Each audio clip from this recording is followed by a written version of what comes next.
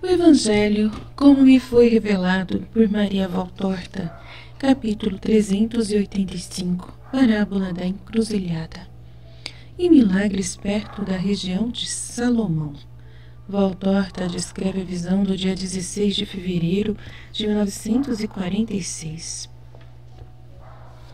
Um pequeno grupo sai da cozinha, aumentado agora com o velho, que vai se admirando agora com a veste de algum dos apóstolos, dos de pequena estatura.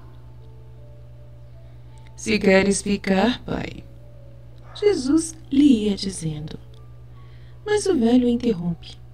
Não, eu também vou. Deixa-me ir.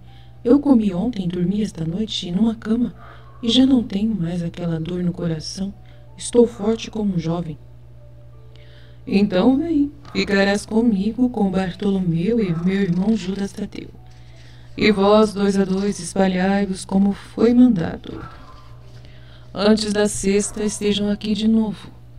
Ide e a paz esteja convosco. Separam-se, indo uns para o lado do rio, outros para as campinas. Jesus os deixa ir na frente e depois, por último, põe-se ele a caminho. Atravessa lentamente o lugarejo e, observado pelos pescadores que estão voltando do rio ou que para ele estão indo, e pelas apegoas industriosas que se levantaram bem cedo para fazer a lixívia, para regar as pequenas hortas ou para fazer o pão. Mas ninguém fala nada. Somente um rapazinho que vai tocando para o rio 7 ovelhinhas é que interroga o velho. Aonde vais, Ananias? Estás deixando o lugar? Eu vou com o Rabi, mas eu volto com ele. Eu sou servo dele agora. Não, tu és o meu pai. Todo velho justo é meu pai e uma bênção para o lugar que o hospeda e para quem o socorre. Felizes daqueles que amam e honram os velhos, diz Jesus com um aspecto solene. O rapazinho olha amedrontado para ele e depois murmura. Eu do meu pão dava sempre um pedaço para o Ananias. Como querendo dizer, não me censures, que não mereço. Sim, Miguel era bom para comigo, mestre. Era amigo dos meus netos. E assim ficou sendo também amigo do vovô. Também a mãe dele não é má e me socorria. Mas ela tem 11 filhos que vivem todos da pesca. Algumas mulheres se aproximam curiosas e ficam escutando. Deus ajudará sempre a quem faz o que pode pelo pobre. E sempre há um modo de ajudar. Muitas vezes se diz eu não posso. E é mentira, porque quando se quer ajudar sempre se encontra o bocado supérfluo, uma coberta rasgada, uma roupa que não se usa para dá-la a quem não tem. E o céu recompensa o presente feito. Deus te pagará, ó Miguel, os bocados que deste ao velho. Jesus acaricia o rapazinho e se encaminha para a frente. As mulheres ficam paradas onde estavam e depois vão fazer perguntas ao rapazinho, que lhes diz o que sabe. E o medo toma conta daquelas avarentas mulheres que havia fechado seus corações às necessidades do velho. Enquanto isso, Jesus, tendo chegado à última casa, se dirige para uma encruzilhada, que da estrada mestra se dirige para o lugarejo. Vê-se daqui que pela estrada estão passando caravanas que estão de volta para as cidades da Decápole e da Pérea. Vamos até lá e preguemos. Queres fazê-lo tu também, pai? Eu não sou capaz, que devo dizer? Tu és capaz, a tua alma sabe a sabedoria de perdoar e de ser fiel a Deus, resignado até nas horas da dor. E tu sabes que Deus socorre a quem espera nele. Vai e diz essas coisas aos peregrinos. Isto sim. Judas de Alfeu vai com ele.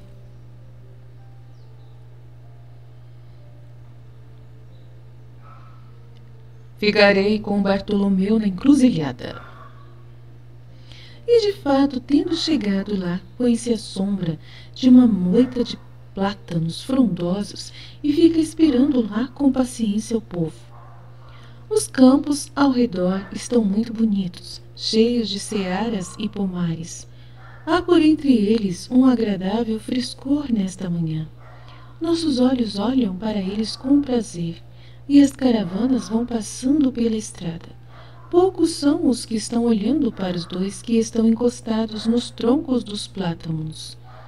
Talvez pensem que são os viajantes cansados, mas sempre há alguém que reconhece a Jesus e lhe faz um sinal ou se inclina saudando-o. Finalmente, há um primeiro que para o seu burrinho e os dois parentes, apeia e se dirige a Jesus. Deus esteja contigo, Rabi. Eu sou de Arbela, eu te vi no outono. Esta é minha mulher, esta é a irmã dela, viúva, e a minha mãe, e aqui estão os filhos de todos nós. Dai-nos a tua bênção, mestre. Eu soube que falaste no val, mas quando cheguei lá já era tarde. Mas tu nos irás dizer uma palavra?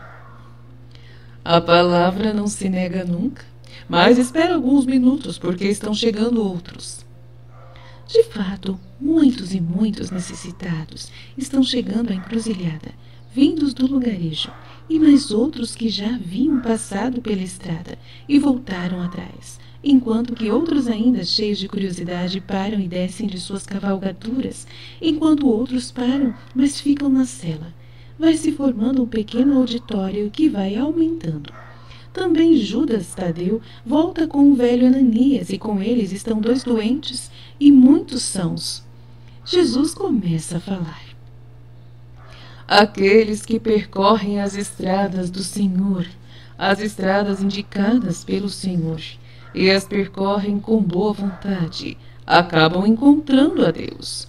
Vós encontrais o Senhor, pois estás vindo depois de terdes cumprido o vosso dever de fiéis israelitas na Santa Páscoa. E eis que a sabedoria vos fala nesta encruzilhada, onde a bondade divina fez que nos encontrássemos. Tantas são as encruzilhadas que o homem encontra no caminho de sua vida, e ainda mais encruzilhadas sobrenaturais do que encruzilhadas materiais.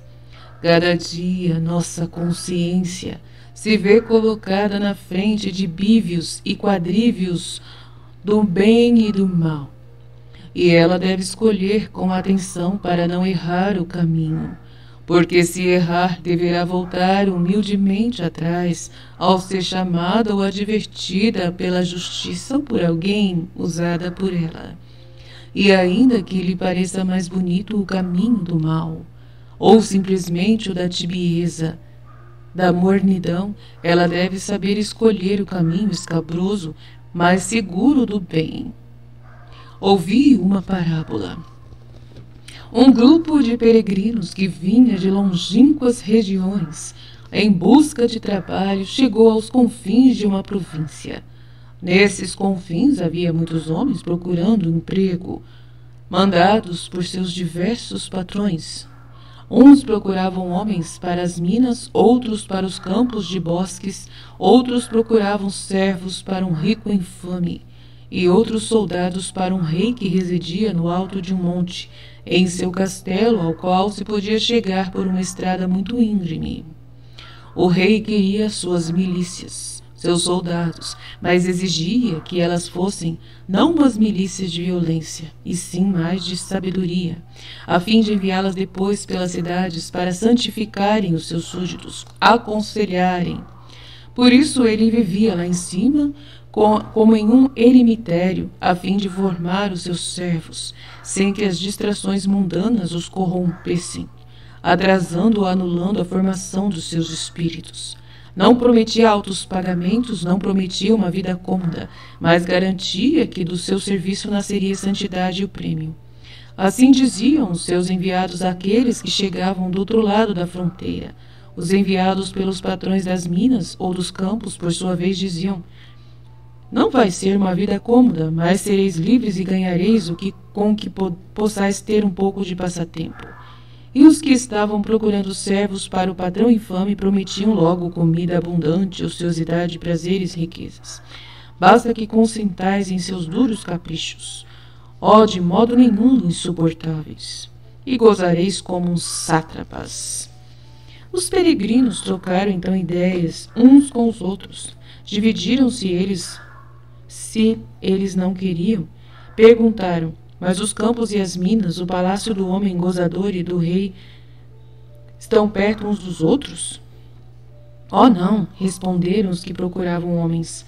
Vinde até aquele quadrívio, e vos mostraremos as diversas estradas que levam a tantos esses lugares. E eles foram.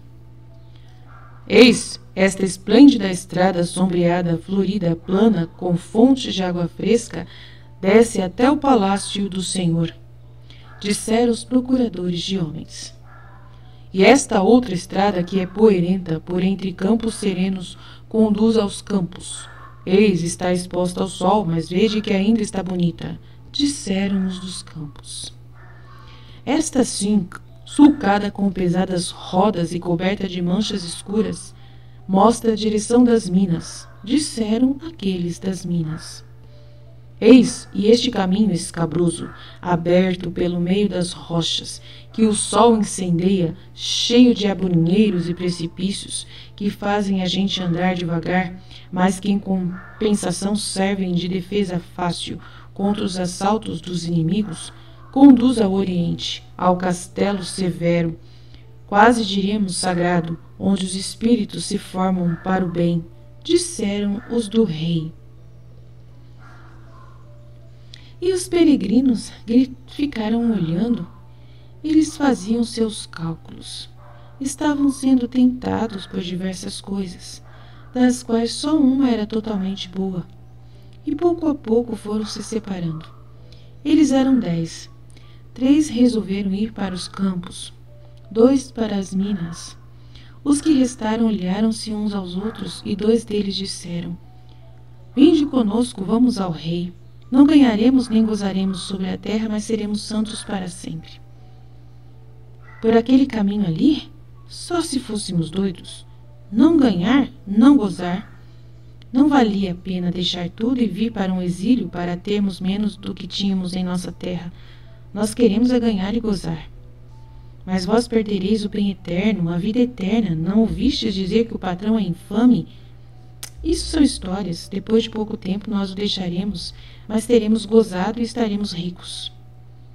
Nunca mais ficareis livres deles. Mal fizeram os primeiros indo atrás da avidez pelo prazer. Não troqueis a vida eterna por uma hora fugaz. Vós sois uns tolos e credes em promessas de coisas irreais. Nós vamos atrás da realidade. Adeus. E correndo entram pela bonita estrada sombreada, florida, rica em águas, plana, e no fundo da qual está brilhando ao sol o magnífico palácio do gozador, do infame. Os 2 que restaram tomaram, chorando e rezando, o caminho íngreme, e tendo andado uns poucos metros por ele, desanimaram, por ele ser muito difícil. Mas depois perseveraram, e a carne lhes ia parecendo sempre mais leve, quanto mais eles andavam para a frente, e seu cansaço tinha como consolo um júbilo estranho. Chegaram ofegantes e arranhados ao cume do monte e foram admitidos à presença do rei, o qual lhes disse tudo o que exigia para fazer deles os seus valentes, e terminou dizendo-lhe: Pensai nisso durante 8 dias e depois respondei. E eles pensaram muito, sustentaram duras lutas contra o tentador, que queria inquietá-los com a carne, que lhes dizia: Vós me estáis maltratando com o mundo, cujas lembranças os seduziam ainda. Mas eles venceram, ficaram, tornaram-se heróis do bem. Veio-lhes depois a morte, isto é, a glorificação. Lá do alto dos céus, eles viram lá embaixo os que tinham ido para o patrão infame. Acorrentados até depois da vida, gemiam na escuridão do inferno. Eles queriam ser livres e gozar, disseram os 2 santos. E os 3 condenados os viram, e horrendos os maldiceram, e maldiceram a todos, a Deus em primeiro lugar, dizendo: Todos vós nos enganastes. Não podeis dizer isso. Havia-vos sido falado sobre o perigo. Vós quiseste o vosso mal. Responderam os bem-aventurados serenamente, ainda que estivessem vendo e ouvindo os sarcasmos obscenos e as blasfêmias horrendas e obscenas atiradas sobre eles. E viram-os dos campos e das minas em diversas regiões de purificação, que é do purgatório. E eles também os viram e disseram: nós não fomos nem bons nem maus, e agora estamos expiando a nossa tibieza. Rezai por nós. Estão no purgatório. Nós o faremos, os santos dizem, mas por que foi que não quiseste vir conosco? Porque fomos, não demônios, mas homens. Não fomos generosos. Amamos o que era passageiro, ainda que fosse honesto, mais do que era eterno e santo. Agora estamos aprendendo a conhecer e a amar com justiça. A parábola terminou. Todos os homens estão na encruzilhada, em uma eterna encruzilhada. Felizes daqueles que estão firmes e generosos em querer seguir os caminhos do bem. Deus esteja com eles. Que Deus toque neles e os converta aos que assim não estão, e os leve a ser assim, ide em paz. E os doentes? Que tem a mulher? Ela tem as febres malignas que lhe roem os ossos. Ela foi até as águas milagrosas do grande mar, mas não encontrou alívio. Jesus se inclina sobre a doente e lhe pergunta: quem achas tu que eu seja? Aquele que eu vinha procurando, o Messias de Deus. Piedade de mim, que tenho te procurado tanto. Que a tua fé te dê saúde aos teus membros e ao teu coração. E tu, homem? O homem não responde. Por ele fala a mulher que o acompanha. Um câncer que lhe rói a língua, mas não pode mais falar e morre de fome. De fato, o homem é um esqueleto. Tens fé que eu possa te curar? O homem faz sinal que sim com a cabeça. Abre a tua boca. Manda-lhe Jesus. E encosta o seu rosto na horrorosa boca roída pelo câncer. Sopra levemente o seu hálito sobre ela e diz: eu quero. Um momento de espera e depois 2 gritos. Os meus ossos ficaram sãos. Maria, eu estou curado, olhai a minha boca, hosana, hosana. E quer levantar-se, mas vacila por causa da fraqueza. Dai-lhe de comer, ordena Jesus, e quer retirar-se. Não te vais embora, vão vir outros doentes, outros vão voltar. Cura também a eles, grita a multidão. Todas as manhãs, desde cedo até a tarde, eu virei aqui. Que alguém de boa vontade procure reunir os peregrinos. E eu, Senhor, dizem muitos, Deus vos abençoe por isso. E Jesus se vira, eles falam assim, eu, Senhor, que eles vão juntar os peregrinos. Dizem muitos, Deus vos abençoe por isso. E Jesus se vira para o lugarejo com seus primeiros companheiros e com os outros, que foram chegando aos poucos enquanto ele estava falando, e todos eles trazendo enfermos. Mas onde estão Pedro e Judas de Queriote? Pergunta Jesus. Foram até a cidade vizinha, estão cheios de dinheiro e estão fazendo compras. Enfim, Judas operou o milagre e está em festa. Observa sorrindo Simão Zelotes. Também André, que ganhou uma ovelha de lembrança, ele curou a perna quebrada de um pastor e este lhe pagou assim: nós a daremos ao Ananias, o leite vai fazer bem a ele. De João acariciando o velhinho que está feliz. Tornam a entrar na casa e estão preparando um pouco de comida. Estão para sentar-se à mesa quando carregados como uns burros e acompanhados por uma carroça que está cheia daquelas esteiras que servem de camas aos pobres da Palestina, chegam os 2 que faltavam. Perdoa, mestre, mas nós precisávamos disso. Agora iremos bem, diz Pedro. E Judas acrescenta: observa, compramos só o necessário, pobre, mas limpo como tu gostas. e põe-se a descarregar, despachando depois o carroceiro. 12 camas pequenas e 12 esteiras, alguma louça, aqui as sementes, ali estão os pombos, lá está o dinheiro, e amanhã haverá muita gente, ar que calor. Mas agora vai tudo bem? Que foi que fizeste, mestre? E enquanto Jesus conta o que fez, assentam-se todos, contentes à mesa. E assim termina a visão Fiat.